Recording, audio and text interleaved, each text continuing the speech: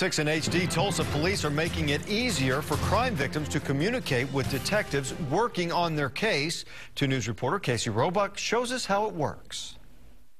Now, after victims make a police report, they often don't know what's happening with their case, but TPD is changing that by allowing victims to communicate with detectives by email.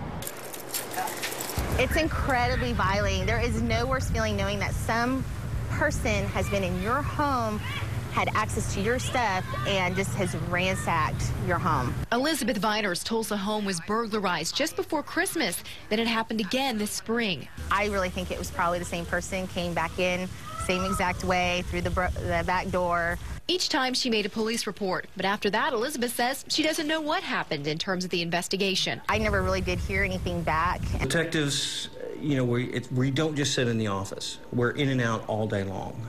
So checking voicemails, sometimes an officer or detective won't check his voicemail for 2 days. So then the citizen really gets frustrated. And that is why Sergeant John Adams has streamlined TulsaPolice.org to make it easy for victims to email their questions directly to the supervisors of each of TPD's units. We check our email daily, several times a day. Every time we're in and out of the office, you check your email. So it's a better form of communication.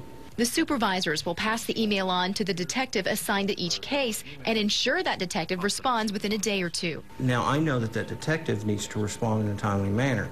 If I get a second email from the citizen that my detective hasn't responded, well, then I can follow up on that immediately, and we can immediately get that issue addressed. I think it's very good that TPD is stepping up and taking measures, and I know that they are doing their best to stay on top of it. Not only can citizens use TulsaPolice.org to check on their cases, but they can also leave tips as well.